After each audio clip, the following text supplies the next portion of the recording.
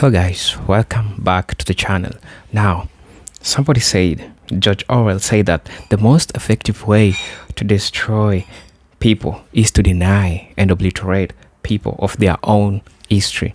And I found this so resonating with Africans and black people generally, because this is part of the history that we were never told, because this history was destroyed and they don't want you to know this. They don't want us to know this. I want us to watch this video. Actually, I'm not going to be saying much, but I just want you to watch this video. I'll be back and we'll discuss about it. It speaks volume of a lot of questions that explains that distorted history that black people should have found. And sometimes what we have might not really be our history, but something was hidden by distortion. I want us to watch this video. I'll be back. New discovery, which has not yet been published. It relates directly to the black communities across America. After here, I'm going to Bimini. As she said, I'm also going to be speaking at the Ouachita Conference again in Louisiana about this. But before I tell you about that, people will say, well, big deal, so what? Why is history important at all? History is extremely important. Imagine if I could take from each one of you as an individual everything you knew about life up to last week and just erase it. Where would you be? You'd be lost. You'd be incompetent. You wouldn't know how to plan for the future. And you do the same thing with a people. If you erase their history or you don't tell enough about their past, they also become incompetent and they can't fulfill the future. And that's why a lot of people in the black community have felt, well, how come all of the dreams of the civil rights movement aren't yet fulfilled? And one reason is because this history is still suppressed. It still isn't taught. But there's been a recent discovery which is going to blow the lid off of all that. And that's what I'm going to talk about. Now, basically, what science has now found, although this is suppressed for the most part, there have been some great researchers. You have some wonderful books there, like by Ivan van Sertima, who's talking about these things. This is not taught in your public schools, although it will be. The history that the children are learning today is not going to be history that's going to be taught in the next 25 years. It's going to be radically different. We now know for a fact that long before Columbus, there were 4 major migrations of blacks to the Americas, different parts of the Americas, for totally different reasons, totally separated from each other by many centuries. But nonetheless, there were these black, you can call them migrations, but they were not entirely. I'll describe, and you can make up your own mind what they were. The most recent of these took place about 400 years before Columbus was even born, and it's all outlined in a marvelous book over there. It's called The Golden Trade of the Moors. And it is now known that the West African kingdom of Mali had huge fleets of merchant vessels, and that these kings, these black kings of West Africa, began sailing across the Atlantic to Mexico as early as 900 AD. Now, why did they do that? They did that for trade, not for conquest or invasion. They did this for trade. Mali was very wealthy in gold. They had lots of minerals. Some of the black kingdoms, they were called the Yoruba or the Benin. They were great workers in bronze. But the trouble with West Africa, and it's still a trouble today, not enough food, famine. Somehow, the black kings of Mali had preserved this tradition of long before, where there was this kingdom across the sea, a totally different one. It was very hard to reach. You needed to have excellent ships and good sailors, and nobody in Europe was doing it at this time. But if you cross that sea, this other kingdom across the Atlantic was very rich in a certain kind of food, which the people over there called maize. We now call corn. And these West African kings launched at least 2 major fleets, trading ventures, that went across the Atlantic 900 AD to about 1600 AD. And they brought over their bronze work, and they taught the Mexican people, the ancient Mexican people, who were then known as the Mayas. The Mayas had built up a great kingdom of their own, but in 900 AD they were in decline. They were really on the outs. Nobody knows exactly why, but their society was in decline. They were losing all of their technology. Then these black fleets came across from West Africa, from Mali, and they presented a lot of gold work, bronze work, and in return They came back with shiploads of corn, maize. Now we know for sure that this actually happened because very recently, you'll see in the next issue of our magazine, not this issue, the next issue is coming out in about 2 weeks. This is part of the discoveries are happening so fast and furious it's hard to keep track. They now have found that a certain type of maize or corn which is growing in West Africa, has been growing there for many centuries, is not native to West Africa. It is a type of corn which comes from Mexico. Could have only been brought over by these Mali seafarers over 1,000 years ago. So this is a first concrete proof that they beat Columbus by centuries, and were not just on a voyage of exploration. They were going back and forth, bringing corn back. Now, why do we know about that? Well, this trade stopped abruptly 1600 A.D. 1600 A.D., the Spanish, the Portuguese were on a real aggressive colonizing campaign, and they took over Africa, and they destroyed a lot of these kingdoms. And with the destruction of these kingdoms went all the knowledge and all the history of these past trades. This is a tremendous lesson for us because, you know, we're so proud of our American civilization. We think it'll go on forever. But when a civilization falls, history tells us it takes almost all memory of it with it. Civilization is really very fragile. And that's why these lessons from the past are very, very important. If we want to preserve our civilization, we have to learn what happened to these others that crashed. So we know for sure between 900 and 1600 A.D., long before Columbus was even born, as I say, these blacks were trading, these black kingdoms were trading with Mexico. If I have to refer to my notes, it's because this is new to me as well. There's also traditions in Mexico, ancient Mexico, of these black kings coming. And one of them was called, by the Mayas, if I pronounce this right, Ekchua, which means the black calabash or the black gourd. It referred not only to his black skin color, but also this gourd that he brought over. This gourd has been portrayed in these Maya hieroglyphs. This guy is portrayed as a West African type of man with robes and everything. And he's holding a gourd in these glyphs. That gourd has actually been identified as a West African type of gourd. So here we're having wonderful proof that there were these contacts between Africa and Mexico, and they actually referred to him by this name. And it shows that the Mayas and these Mali civilizers, these Mali traders, got along really well. It wasn't a conquest. It wasn't one society taking over another. They both had things to offer each other. The Africans had to offer metallurgy and gold, and the Mayas had to offer corn. So there's a wonderful example of, for ourselves too, two totally radically different cultures, separated by a vast ocean, tremendous cultural and racial differences, and yet they still cooperated and got along real well. So it can happen. But these Mali kings, 900 A.D., they set out because they had a legend that there had been blacks going long before them. It was only a legend. It was only a myth. And it was on that myth that they chanced and they went across the sea and it worked out for them. But that myth traced all the way back to an even earlier black contact between Africa and America. And I'm talking about now, not Mexico, but what we call now the United States. And this relates to this new fabulous discovery that is coming out. About 200 years before Christ, up until right at about the time of Christ, in other words, about 2,000 years ago, there now appears that there were wealthy West African and North African blacks who left Africa on a pilgrimage and came, if you can believe this or not, but there's solid proof for it now, to southern Illinois. Now I'll explain how that happened. In 1982, our time, there was a guy who was going along southern Illinois. He was a cave hunter. And he was, I don't know if you're familiar with southern Illinois at all, on the Ohio River, it's just honeycombed with caves, thousands of caves. They have not all been explored by any means. And he was involved in sports for hunting in caves. It's done all the time. It's rough work. Sometimes these caves are very narrow.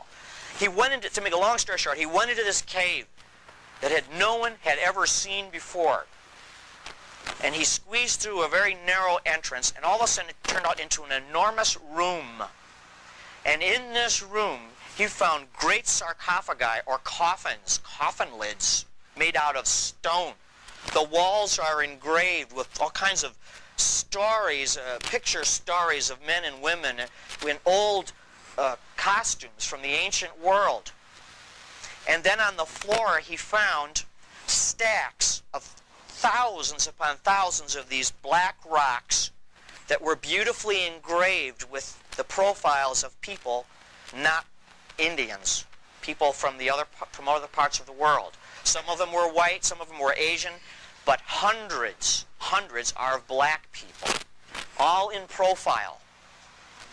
They are made on a type of rock that is found really mostly only in southern Illinois in caves. This rock is like a clay. You pull it out of the ground and you have like a stylus or a pen, and you can draw on it real fast. You can draw profiles and letters, and then as it dries it turns into a hard rock. And these rocks are piled up on the floor of this cave. Now this man's name is Russell Burroughs. He's not an archaeologist, he's just a spelunker, he's a cave enthusiast. He brought these out over time. They're very difficult to bring out because the cave entrance is so narrow. And he's brought out now almost 10,000 of these magnificent tablets. They're very crude looking as rocks are concerned, but the drawings are beautiful. And they show the profiles of black people, some with scarification, which is West African, mostly with not that, some with specifically West African robes, which are still used today. Some will have a man on one side and a woman on the other. Some will be entirely women. It has each one of these 10,000 have a script associated with these pictures. Nobody's been able to translate the script. Well, since 1982, this place has really been contested a lot, but finally some professional archaeologists are involved, some top archaeologists, and they have verified that it is all authentic, and they have dated it now, and there's going to be a lot of information released in the next few weeks and months about this find. Who are these people portrayed in this cave?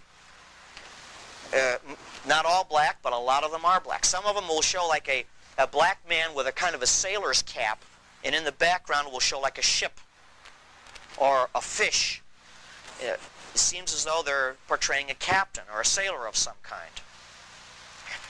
It's now understood, it's very involved, complex. You'll see the whole story in our magazine in the next few issues.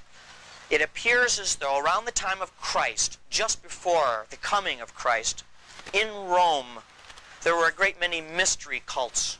And these mystery cults, they were called mystery because they were secret, not because it was a mystery. It was secret.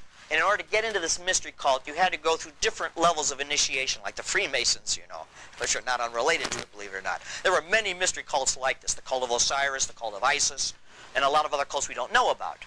And then to get into these cults, we do know you had to pay money, you had to be fairly well off, and the final stage of all these mystery cults, you had to go on a long pilgrimage, a long quest. All that cost money, but you would go on this long quest to a sacred place. And at that final sacred place, you go through an initiation of some kind. And when you went through that initiation, you were finally a member of this mystery cult. And these mystery cults were all the same in that they promised the individual who went through this initiation eternal life. You didn't die. You survived after life. And these levels of initiation showed you how your soul made this progression. All that's been lost, although some of it has survived in Christianity, which is basically the same. That you don't die. If you are a good Christian, you go eternal life with Christ. And some of these ideas apparently were shared in common. Now these blacks apparently, they all look well fed. There are no starving people portrayed in this. And they all are with jewels and everything. So they're well-to-do people. That fits. What the archaeologists now think is that these wealthy people, no matter what their race was, but a lot of them were black, would participate in this mystery cult, would cross the sea and come to a cave. This specific cave in southern Illinois was the holy place. It was far away, it was hard to get to, it was extremely secret, it was part of the mystery cult, but they knew about it. Apparently the Romans knew about it. This is like a Roman cult. that was open to anybody that could afford to go through it. And they went through their final initiation, whatever it was, in this cave. And when they were finished, they had their portraits drawn. It's just like you have your picture taken when you graduated, right? And then in the Catholic Church today, we still have things called votive candles and votive statues. Like you'll go to a church and you light a candle and you leave part of yourself there. Or you have like a statue of the Blessed Virgin or St. Joseph and you'll leave it there. Little inexpensive statue. The same idea seems to be working here.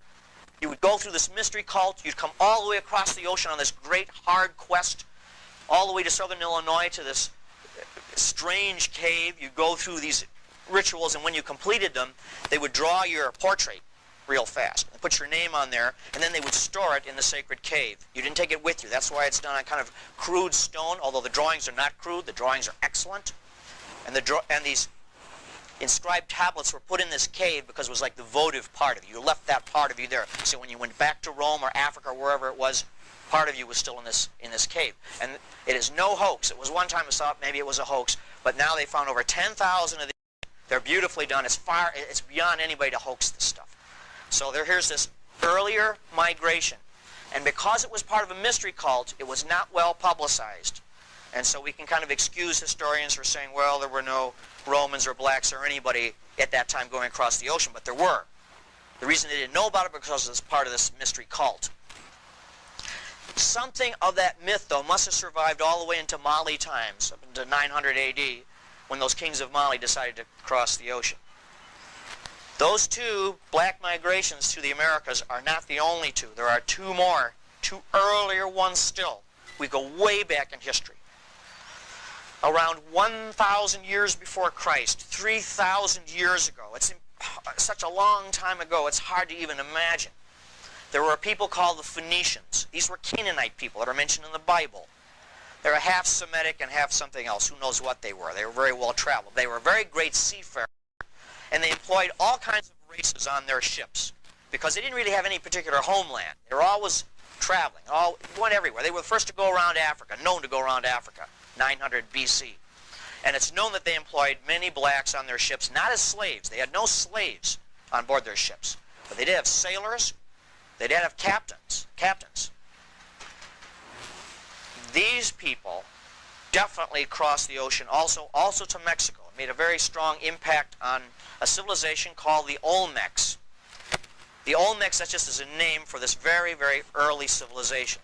The earliest known civilization in Mexico. And everyone thought at one time, well, it's just an Indian civilization until 1861. In 1861, a farmer was plowing his field, came across a very strange domed rock, a black rock, and he couldn't dig it out. The more he dug down, the bigger this rock got. Until he dug the entire thing away. It took him weeks to dig it away. And it turned out that he unearthed a 9-foot-high statue of a head, beautifully done, of an African, not an Indian at all the portrayed features of a West African man.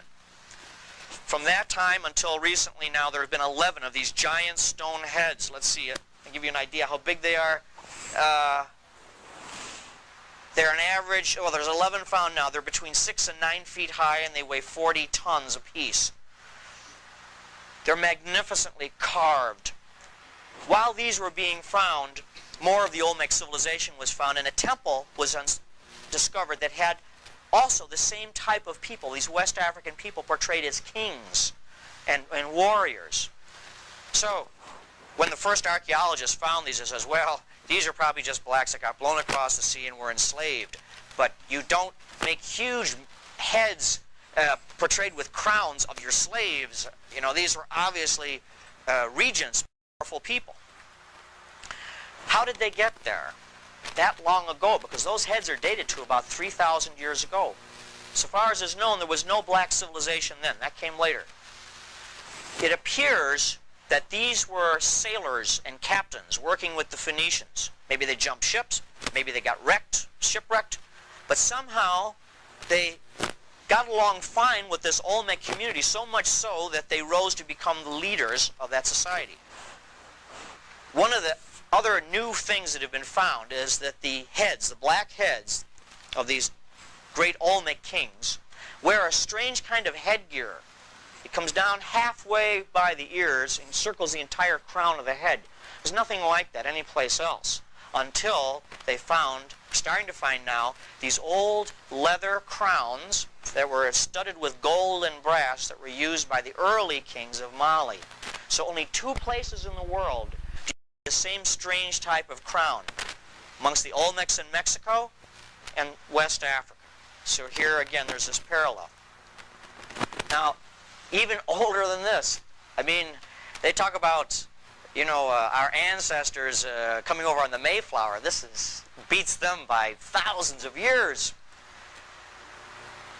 There has been another stupendous discovery. I mean, they're coming so thick and fast, probably because our technology is expanding, as you know. And as our technology expands, we're able to find out more faster. Over in Japan, and this relates to what we're talking about, was found an underwater city, the first ever found. It's right off the coast of southern Japan, by Okinawa, where the great battle was fought in World War II. And this underwater city extends for 311 miles on the bottom of the ocean floor. The deepest one is 100 feet, deepest building is 100 feet. The others are 20 and 40 feet. And they show streets and boulevards. They show pyramids. I've got photographs I'll show you tonight. These photographs have not well been publicized, but they will be.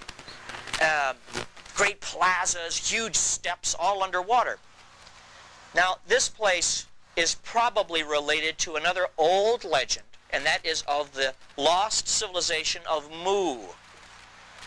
Mu was supposed to be a Pacific Island civilization that sank long ago, but before it sank, and while it was sinking, it was not a fast or catastrophic end for the most part. The oceans rose when the ice melted at the glaciers that covered all of this area, you know, at one time. 10,000 years ago, they began to melt very rapidly, and when they melted, they flowed into the oceans of the world, and they raised the ocean level by about 100 feet. So this civilization goes back maybe 10,000 years. Hard to believe, but the evidence seems to suggest that the city at the bottom of the sea goes back that far. The reason I mention that is because all of the traditions of Mu and all the research that has been done into it in our show there were 3 races of people on Mu. There was a Caucasian people. I'm going to use these terms, by the way, scientifically, not sociologically. This is just to define a people. A Caucasoid people, a Negroid people, and a Mongoloid people. Excuse me, not a Mongoloid people. A brown people. I don't even know how we put them in. And that was considered only legend, only myth, that these 3 races run there. They equally shared power politically. The reason why they did it was part of their solar religion. They believed that the sun has different phases of the year, and so they should share power. As the sun shares power with its light on the earth, so these 3 races had to share power equally. The reason why they believed that was they believed God manifested his power and his identity in natural law. What you see, the flowers growing, the sun, the stars. You can't see God, but you can see what God does. That's God's law. So if you live in harmony with God's laws, you see it in nature, you're doing God's will. That's what these people believed. And so by having the sun at different phases of the year, you share different power. Sometimes the white people, the Caucasoids would be the power. Sometimes the blacks would. Sometimes the brown would. That's their tradition. When this land sank, this high civilization brought some of its ideas to different parts of the world. The brown people became part of what is now Polynesia. And the Polynesian, I can tell you for a fact, the Polynesian legends are thick with stories about Mu. The Hawaiians have a people they call the Mu, who were there before they were. The white people apparently didn't do as well physically. They were more or less wiped out, or they dispersed and intermarried with people in China, it appears. But the blacks, however, went in 2 directions. And this is beyond legend now. Now we're moving into hard science. When Mu sank, or when Mu was in the process of being inundated by this great rising wave of water, they went in 2 directions. They went out to what is now known as Oceania and became a people known as the Negritos. And they also went towards Mexico and impacted this Olmec civilization. And the reason why we now know that is because there was a genetic trace done. You know about DNA now. That's getting a lot of play in the paper. DNA means you can trace the genetic code of a people. The genetic code of the, and there are still native blacks in Mexico. That's never been explained by archaeologists before Columbus arrived. DNA tests done on them. DNA tests done on the bones of some of the Olmec people, not all of them, the ancient remains, show a definite genetic trace, not to Africa only, but across the Pacific. When they found that out, they said that's got to be wrong. It just doesn't, there are no black people out in the Pacific, but there's this definite trace, lineage they could trace out towards Hawaii and beyond Hawaii. Then they began a worldwide match of DNA. Well, do these strange black people, who do they match up with? They don't match up with Africans. They matched up with the Negritos in Oceania. It looks now, scientists believe, there was a central point from which they went in both directions. So this is a marvelous heritage.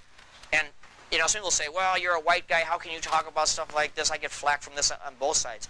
The purpose of our magazine is to tell the truth about what happened to our country and our continents before Columbus. And if it shows that there were white Vikings here, and there were, we tell that. And if it shows that there were Asians here visiting, Chinese here visiting Mexico, we'll tell about that. And if there were blacks here, we have to tell that too. That's all part of our heritage. And I think it's thrilling and exciting for all of us. It's remarkable. So what we're telling you, I mean, this is just in a nutshell, and you're going to be seeing a lot more of this, not just in our magazine, believe me. You're going to be seeing this on TV. It's bound to burst out because it's really known in the archaeological community. You've had 4 of these major impacts that the black people have made to the Americas, not only before Columbus was born, but before even Spain or Italy existed. That's the kind of roots that are in this country. And by knowing that, and the more you know about it, it's an empowerment. You're really rooted. You have got a heritage which is more than slavery. Sure, there was slavery, but that's not all. That's a small part of it. Long before that, there's a heritage of kings, seafarers, religious missionaries, and they were all here. But it happened so long ago, there's just so little of it left. And that's basically my story. What connects it up is even the word Moor, because it's pronounced differently in different parts of Africa. And they call themselves Moor, Mu, Mur. There's all variations of that, so that even the name Muir. I'll leave you with one thing which is really interesting, too, that relates to this. The Mali kingdom, part of their religion, around 900 AD, they believed in a god called Vodun. Vodun or Vodan. And they said Vodan was this great sailor who came across the sea, and he taught the Yoruba and the Benin tribes how to work with metals. And he was their man god, as it were. He was like their founding father, their George Washington, was Vodun. And he brought tablets. He said they brought tablets, which he taught people how to read. Vodan was his name. Vodan and Vodun. Across the ocean, all the way across the Atlantic Ocean, amongst what they call the Quiché Maya, or the lowland Maya that I talked about, they have a tradition of a god they called Vodan, same name, who brought tablets across the sea to tell them how to work metals and so on. So here we're dealing with the same tradition. This is something which is not made up or interpretive. It's the actual fact. It's the truth. So the more of these you have, like I say, the greater the sense of empowerment. So I'm going to stop here because I think these photographs are better than anything I can say. And if you have any questions, feel free to interrupt the action here. Yeah, we're going to have to turn this slide off, I guess.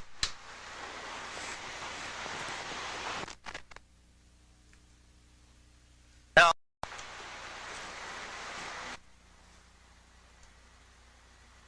this is something I hadn't got time to go into because it's so long, but it's really interesting. This is a drawing from life that was made, believe it or not, by a so-called American Indian, the southern coast of California. He was a member of the Chumash, no longer exist. When the Spaniards met up with these people, they said, these are civilized Indians. They got along extremely well with them. The reason why they got wiped out, though, was because they had no immunity to the diseases that the Spaniards brought over. And so they were all wiped out. This is the last of them, about the mid of the early 19th century. They were a black people who built fantastic boats. They were like Viking boats, believe it or not. They were lab-straked, over one plank over the other, so they were very resilient in the water. They had a tradition that they did not originate in America. They came from this great island out across the Pacific, and they lived in a number of islands off of California. One of them was Santa Barbara. You've heard that, Santa Barbara. And they called Santa Barbara Limu. That was their name for it. So this man, probably the last of the church, one of the last of the true masters, represents one of these people from Mu, the very early times. These are representations from Ivan van Sertima's book. You've got one of them here. It's excellent. These are one of the Olmec heads. This is one of the figurines that are found throughout Mexico. What's interesting is that these people are never portrayed as servile or slavish. They're always portrayed as prosperous, as bringing things, bringing metals. Oh, I forgot to mention, too, a grave was found in the Virgin Islands of a skeleton that was dated back to about, not too long ago, to maybe about 1200 AD. But still, centuries before Columbus came here, definitely had a black skull, negroid skull, and he was buried with an iron tool. Well, according to what we've been told, the people in Virgin Islands had no iron, but the Mali were great iron workers. This is another one of the numerous figurines that were found in a burial urn with gold and so forth. So it's obviously done out of respect. This is from a place called La Venta, Mexico. It's dated to about 200 AD. This is a beautiful obsidian ware. It was dark, you could see. This is a beautiful black obsidian, which apparently shows a boy bearing, this is not in a servile position, by the way. This is a religious position. This represents the heavens. He's holding up the heaven. There's a Mixtec inscription up here, meaning that this is the sky. So he's not being oppressed or anything. It might look that way, but it isn't. He's holding up the sky. This is dated, well, they haven't got a good date on it because you cannot date obsidian. But they did find some material around it, which may or may relate to its date. This goes back to early Maya time. Extreme northern reaches of the Maya civilization. This represents a person of great influence. This is found on the west coast of Mexico. The name escapes me now. The west coast of Mexico. I'm sorry, I forgot the site. He's sitting down. He's squatting down. This is the emblem of kingship. He's bearded. The Mayas did not grow facial hair at all. This is another one. This is a terracotta head from about 2,000 years ago. This is from the Atlantic coast. This is around La Venta also. This is one of the great Olmec heads. And when the archaeologists first saw these, they said, well, they're just typically Indians, you know. And but then they always neglect to say, well, how come the artists who made these always made them out of black basalt? You know, if they're Indians, why are they choosing that to work in? And this is part of this helmet, this marvelous helmet, which nobody could understand. There's no other parallel for this helmet found anywhere in the world except West Africa. Plus you have the, and then they said, well, they flattened the features so when they carved them, they could move them around without breaking them. And then it was found that they were carved right where they always were. They were never moved. The artists, to give you an idea how these things, how marvelous they are, they weigh over 11 tons apiece, and they were carried 200 miles. This is before the age of machinery, folks. You know, it's all handmade. Whoever got this, they were carried from the Tlaxcala Mountains, which are 200 miles away, 11 tons. They were set up, and then they were carved. So the archaeologists were proved wrong again. Some have suggested the reason why there's just heads is because, well, there's two theories on that, although one of these theories is getting outdated now. One, that these were sacrificed victims. There was a game that the Aztecs called was Tlachtli, and in this game you had to keep this ball in the air all the time. It's a big rubber ball, and the ball represented the sun. And it was played by two different teams. And the team that won, the captain of the team, he had his head cut off. Now, the reason why he did have his head cut off was because he was greatly honored that way in this great victory of getting the ball through the hoop. By having him killed at that moment of victory, it was believed his soul would go straight to heaven. So some people believe that this is a representation of one of those team leaders. It may or may not be, but that doesn't explain the helmet. So they probably are representations more of kings than of sports figures. This is a fanciful representation, but not that fanciful, of what Mu may have looked like from all of the descriptions. It was a mountainous place. It was very large. More information has come out. There's been a marvelous discovery underwater of something called the Philippine Plate. And it's about the size of Texas. It's under the Pacific, and it was dry land, they figure, about 12,000 years ago, and it's slowly sinking even deeper today in the Central Pacific. It was a mountainous land. Their architecture appears to have been very squarish. This is similar to the Olmec heads. The heads may have been placed up high, not just sitting on the ground. May have been placed on things, these gigantic, colossal representations of human head. They were great seafarers.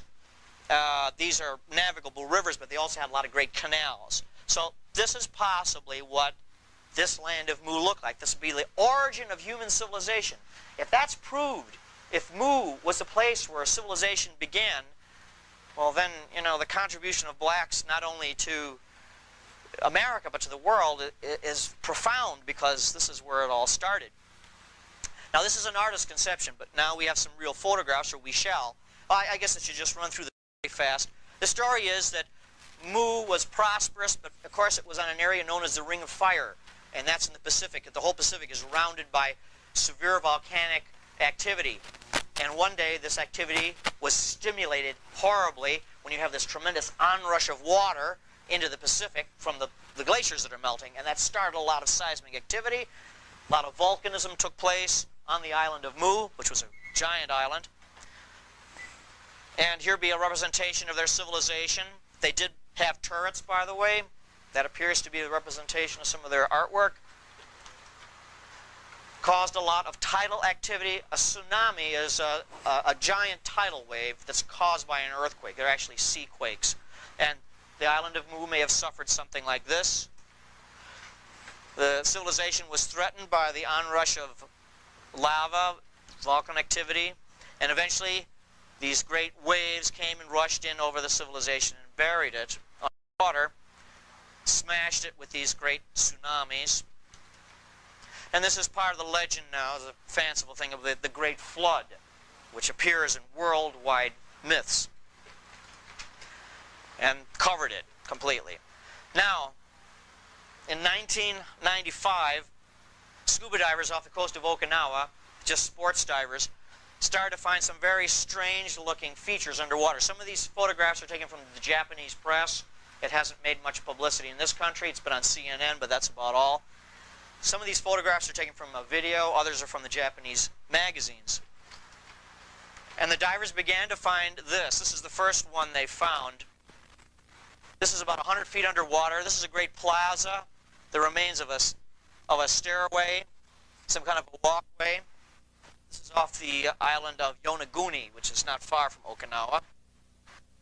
This is part of this great stair. Here's a scuba diver you can see. It's about 100 feet underwater.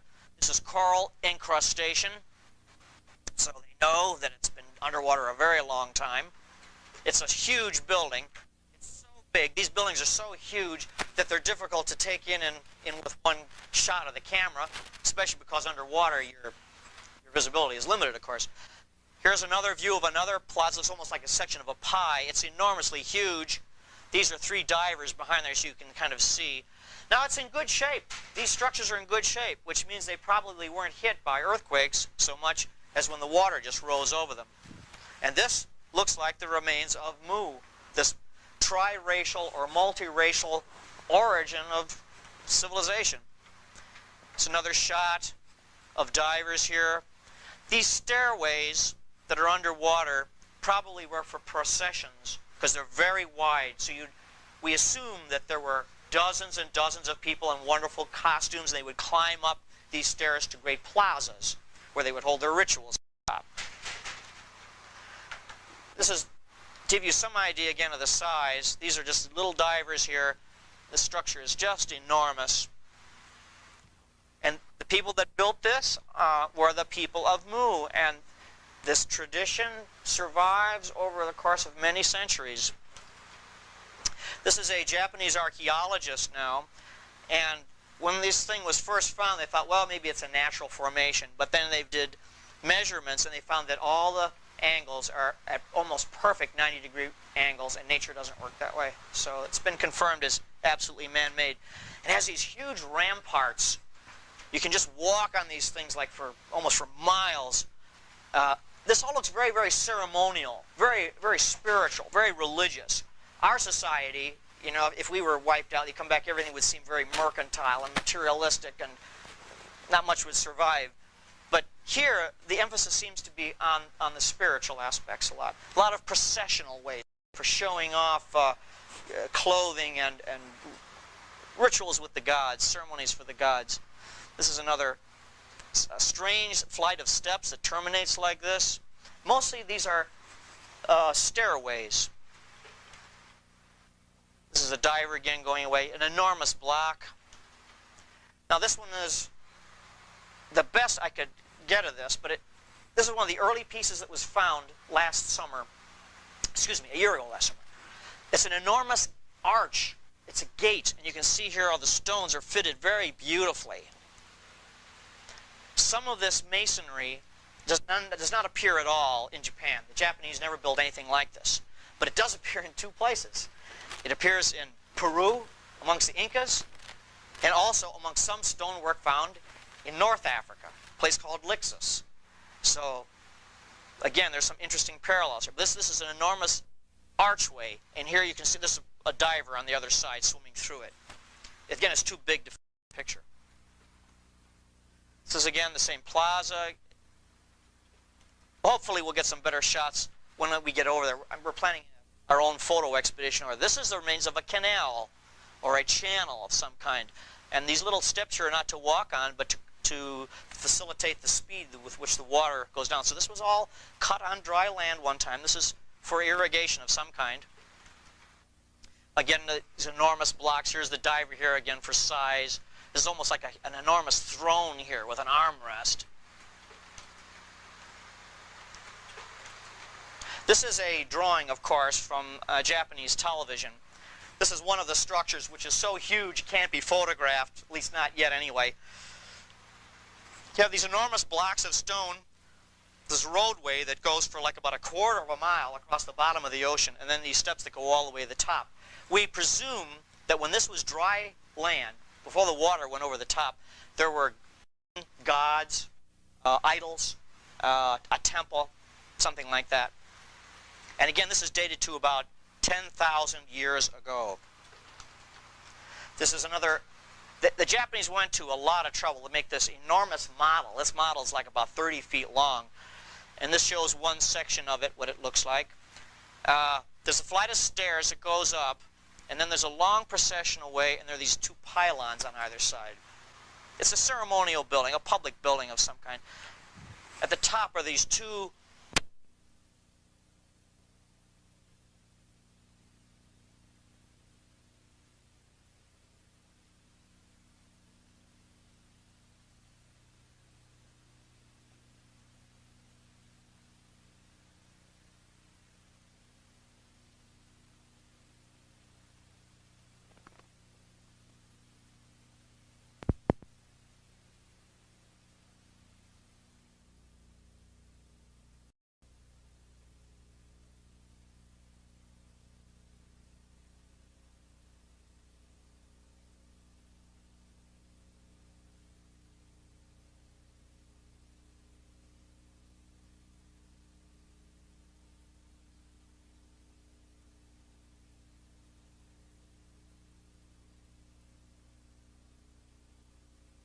as appears to have been seen. So, the dates for that are pretty good out there. This is an overhead view of one of the structures, again, basically what it would look like. This is, of course, a drawing. This is one of the models that the Japanese have done. I'll give you a general idea what it looks like. Apparently, this was natural rock, which the ancients terraformed or molded their own way, and then they built platforms. This is just a model of a boat, again, for size. And that's all. I just wanted to be able to share that with you. If you have any questions on this, I'd be more than happy to try to answer them. And yes, sir. Question about the gentleman holding his arms out. What was that standing up? Oh, let me just run that back then real fast for you. I think that's probably a model of a boat. Oh, that? It's in the air. Yeah, this is a model of a boat, just to give an idea for size. This yacht's about 40 feet long in real life, and this is to show you how big the structure is overall. It appears that there were like houses or some kind of temple foundations on top. They've all been washed away, of course. They were wood, and all that remains is the stone. But Who do the Japanese say these people were? the Japanese say just exactly what I told you. They believe the same thing. They have traditions of mu that go back centuries or thousands of years. But the real research on the triracial aspect of it came out about 1876 by a guy by the name of James Churchward. He was a colonel in the British Army. And he spent his whole life researching this before it was found. And he gathered up all the traditions of the Japanese, the Polynesians, and so on. And the theme that came back over and over again was this triracial idea of these. And sometimes, like the Polynesians, didn't even know about whites or blacks because they were so isolated, some of them in their islands. But they said that's part of our tradition, that there was this black people who shared power with the brown people who they were descended from. So this is now being accepted by the Japanese because Churchward is like big authority on mu.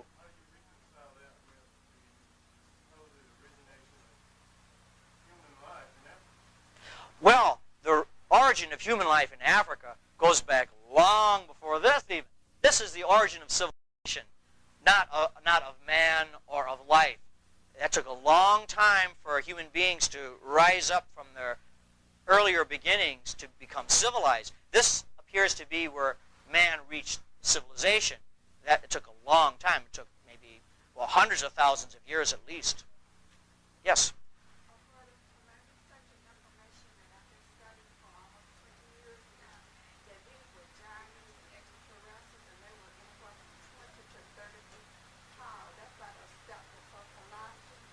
It's really strange to see these giant steps.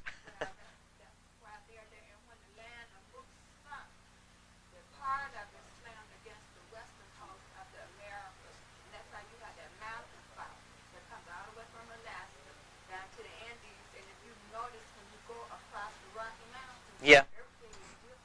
Oh, yeah. Well, I don't know about the extraterrestrials, but it's interesting you mention about the giants, because the Polynesians have said about how giants did build these places. And there's all kinds of stories. So I don't know that they were actually giants, but they might have been very, very tall people.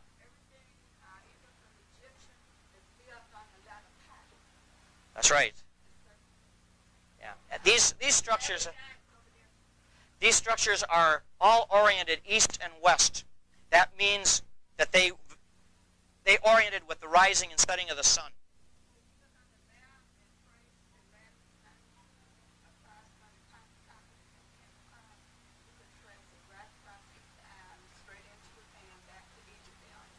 Right.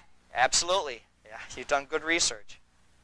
Yeah. Well, if you have no further questions, I really thank you for coming and letting me share this with you. I think this is interesting and important stuff, and we're going to be featuring more of it in our magazine. Yes? I have a question concerning these tablets and these letters. What do the letters look like? The letters, they look like part Egyptian, they look part Phoenician, but they're not. They look kind of Phoenician, they look kind of Egyptian. Now, some of the letters are Egyptian, and you can translate words, but you can't translate a whole sentence. So it's like a mix of something. But they haven't figured out what that language is on those plates yet. It looks Egypto-Phoenician. The plates are all being held by Mr. Russell Burroughs. He is the discoverer of the cave. And he has them all warehoused, and well, he sold some. He sold some to professional investigators who've done tests on them. And it was important for him to do that because these investigators have proved that they're authentic. If he had just kept them, people say, well, maybe you made them, So they've been thoroughly tested and found they are real. They're real in the sense that they are ancient, that they were made 2,000 or more years ago. And so all this is going to be coming out soon. It's coming out in our magazine, the next issue. We're not going to be the only ones that are covering it. It's going to be, there's a television special made now, going to be out early next year. It's called The Mystery Cave of Many Faces. At least that's the name they're using for it now. The cave is located in southern Illinois. Pardon me? He has not disclosed exactly where because he's afraid that people will go in there and destroy it. But he just told us it's around Olney, Illinois, if you know where that is. Olney, it's like, okay, I'll give you an idea. It's like 120 miles southeast of St. Louis. Yes, sir. You see a lot of these movies a lot of things that apply to the government, but these secrets are revealed in the seed and sometimes more often. Yeah. Why is it that they haven't done this with this? Well, I think that there's all kinds of political reasons involved. People have their own personal agendas, and I don't want to really talk on that because I don't know why they would not want to share this. The only thing I know is that there's a new generation of people coming up now who are open to the possibility of people from Africa, especially from Mali, who came here and did great things. So it's coming out now. I'm suspicious that the government has in the seeds with this particular thing. I don't know. The government is very hard to second guess, So our opposition, or the only opposition we found to this, it really comes not from the government, but from old-style archaeologists. The reason why is because an archaeologist can't make much money by themselves. Archaeology doesn't pay. The only way you can make money being an archaeologist is to write a book, and you go to class, you have a class you teach, and you make all the students buy your book, see? And your ideas are in that book. And if somebody comes along and says, oh, no, there was somebody here before Columbus, then he's going to object to that because he doesn't have that in his book, see? So there we're getting resistance from these old-style archaeologists, but they can't stop it now because it's too well documented. Yes, sir? Does this shake some of the now standing secret societies as far as what they've been teaching their Yeah. memberships? It would kind of like shake their foundations to the point of what? Well, I think some of these secret societies, I mentioned like the Masons, for example, the Masons have known about some of this for a long time, but they keep it all to themselves, a part of their lodges. And so now some of the stuff is going to be public knowledge, so it'll be interesting to see how they react. It wouldn't be any, in other words, the money that people spend would be sort of like, for what? Well, I don't know. I can't That's say what that. I'm asking. Yeah, I don't think I can answer that authoritatively. I'm just a reporter. I'm not a political scientist or an archaeologist. And my job is just to get this stuff out. Well, I got to be honest about it. Okay.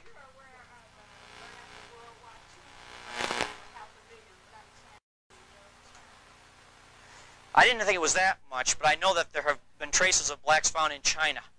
And that also is suppressed or just not publicized at all. But I never heard of a number quite that huge.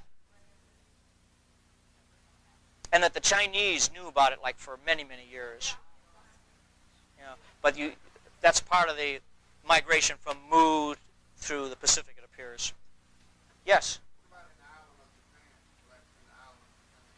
No, not in the islands of Japan so much. But it's an interesting point that the Japanese people represent, a homogeneous race. But the people on Okinawa, they're racially different. They're racially very, very different. And they don't even speak the same language. The people on Okinawa don't even consider themselves Japanese. So it looks like there's some other influences at work there over a very long period of time. Something. Yes, ma'am.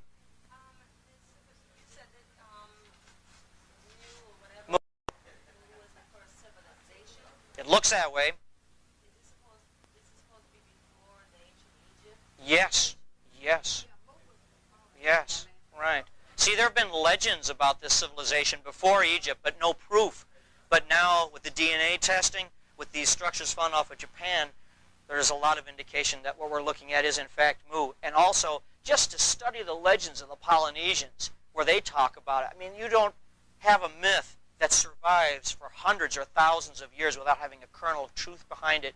And all these are just different pieces of a puzzle which are coming together. So yeah, Mu looks like the first civilization. It does. Atlantis? That's a whole other subject. I can't even begin to get into that now. maybe another lecture. I'm sorry, but I'm kind of focused on this. Well, I think a valid point you bring up. We are taught in school that the earliest civilizations are Egyptian and Mesopotamian, that nobody came over to America except Columbus. I think these are all outdated ideas. We're going to find that there were many people here before Columbus and that there were several civilizations before Egypt, that those people got their ideas from places like Mu. Maybe Mu isn't the oldest. Maybe there was some even before that. I don't know. But we do know this is before Egypt. I would not rule out Atlantis or even other places we don't even know about yet.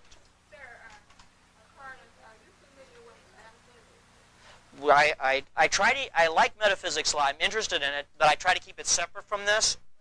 Yeah.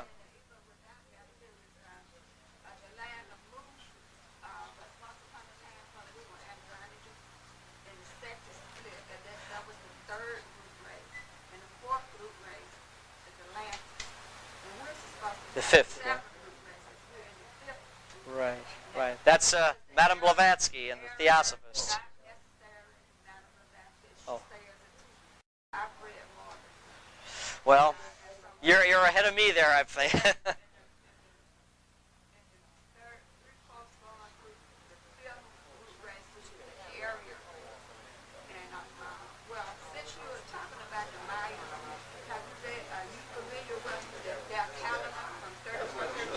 Yes, yes. Right, very interesting. That's the end of... Something big will happen then.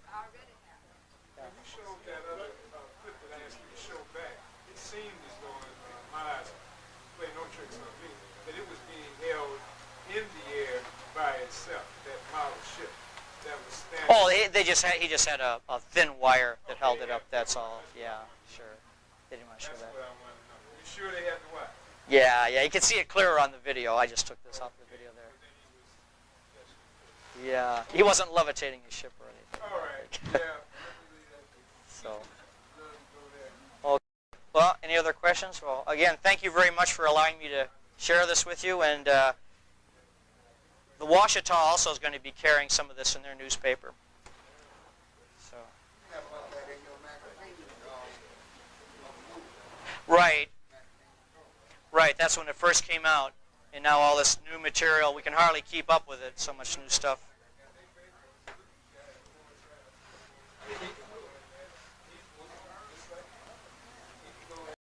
Hello guys, welcome back to the channel.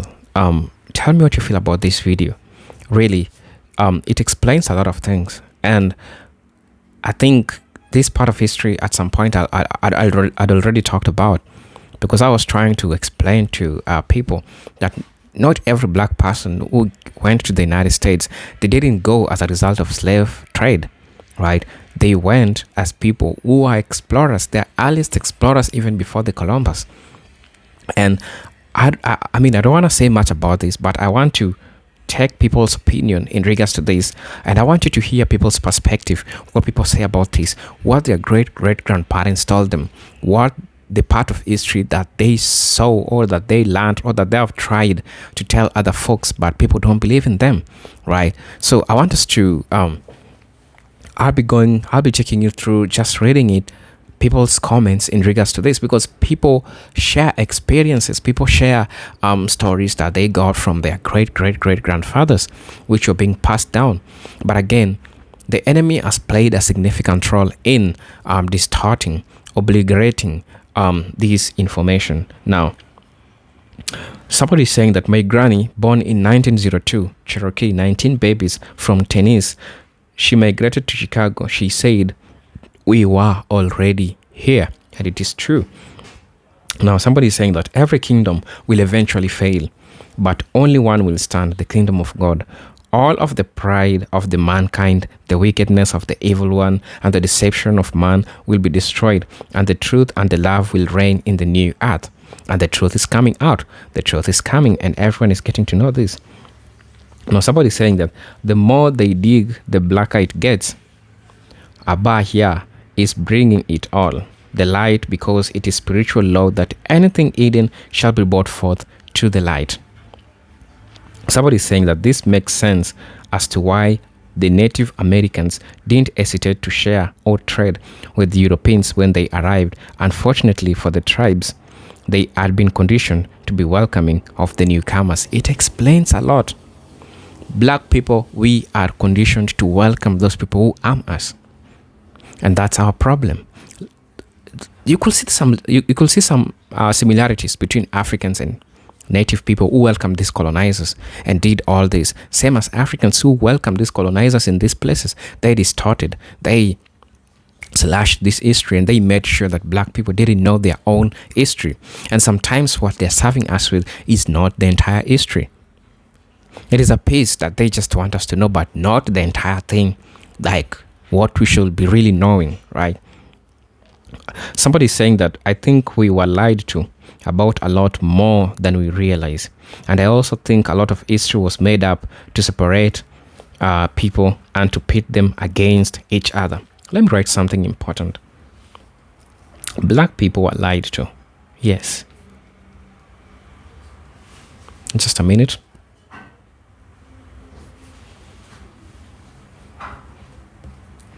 Now, black people, we were lied to because they realized that if we know our history, that will be one of the most important assets that we could have to dismantle the systems that they are using today. Because they know very well that we have our own secret technology, that they are afraid that we are the only people who can unlock this. That's why they took all the invention that black scientists had and put it all to white scientists. This explains a lot of things. Scientific theft that these people did to black people. And they're trying to hide more and more history from us so that we don't get to know our true history. Now, somebody is saying that they won't teach it because they know they have done a horrible, outrageous things to the true people of the land. They have to admit their own lies and atrocities, and they can't do it. It is not in them they can do it.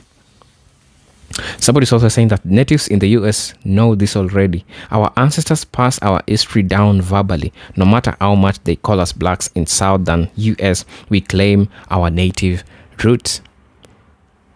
Somebody is saying that it's amazing how people can obsess and entitle themselves over cultural history while allowing the present to be ruined. I think the guy is critical towards all the message that is going on, and which is okay to be critical. Somebody is saying that he spoke on the late author and historian Ivan Van Satima. He wrote, "They came before Columbus. Much to respect and gratitude to our Creator and our Divine One, our universe ancestors and Vanitaki." Now, it is true. Ivan Van Satima talked about they were there before Columbus. This is an article that he wrote and also speaks about this. This shows that they know the truth, that we know the truth, right? And sometimes the problem is, sometimes we black folks, when a black person stands in front of us, we don't believe them. So we tend to believe people who doesn't look like us, because we are also indoctrinated to believe that people who say the truth are people who don't look like us. We don't even trust our own professors, because the same article, and I know because I've watched, he has talked about they were there before Columbus. And who were there before Columbus? They were the black people. They were the black folks, right? Somebody is saying, I think the man speaking here is Frank Joseph. He was a former man who was racist but sought knowledge and became to his knowledge, and now he's spreading this knowledge. That's true. He's called Frank Joseph. Wow, that's nice. Let me see. So the truth is coming out, and everyone is saying what they're feeling about this. I'm gonna continue reading a couple of few comments that are still here. My family is Mexican and was scratching my head years ago when my ancestry test showed African percentage 15% total. This video helped me understand the reason to that, really, and I want to say that it is true. Whatever the brother was trying to say here. I want to say the writers and directors of the last Black Panther were very slick with the connection between us. That's so true. If you haven't watched Black Panther series, kindly go watch it. Somebody is saying that this has to be true. A lot of the same foods my family, who is from Mexico, are used in African countries. I have African blood in my DNA. I am also glad finally I've received the truth. The truth will set us free. God bless everyone. Much love. Somebody's quoting a Bible. That's Psalm 83. As many of us know this, we also know that the Mexicans at the time was black also. They live out full truth. Very crafty, were indigenous to all the lands, and who keeps the commands will inherit the earth. Right. Somebody is saying, let us remember the Mexicans and indigenous people he is referring are called black today. They are not Caucasians, Spaniards that occupy Mexicans today. Somebody is referring, also read the book, They Came Before Columbus, The African Presence in Ancient America by Ivan Van Satima. True. I agree that I think I'm gonna be doing an episode on that also around next week. Somebody is saying that using the research of Jewish historians, the book suggests that based on the 1830 census, Jews actually had a higher per capita slave ownership than for white population as a whole. The secret relationship does in fact approach making that suggestion, since the claim would appear to be pivotal one. It is worth examining. That's Dr. Tony Martin. Somebody quoted Dr. Tony Martin's words. Over 25 years later, and they are definitely not teaching this in schools. True, they can't teach this in school. They're not planning to teach this in schools. Somebody is saying that I don't understand the attempt to distance oneself from the African continent like it's some great shame or disgrace to be called African. The erasure of history was meant to erase everyone's history and elevate one group above another. No one is better than the other. We are all victims of rewritten history. Africa is filled with many proud nations. I'm proudly African, born and raised. That's a beautiful woman over there trying to share some part of history that I feel like it's important. Somebody's also saying that wish they will just put this on every media outlet and have school programs and teach this stuff. We are definitely no savages, no killing, no talking for power. We just always wanted to live and take care of our families and leave people. Where can I watch the full video? I also don't know. Somebody's asking, African Americans are not indigenous to the Americans. Dark skin does not equate being sub-Saharan Africa. You all need to learn some real science. Somebody's saying that. I want to know what you feel about he says about this.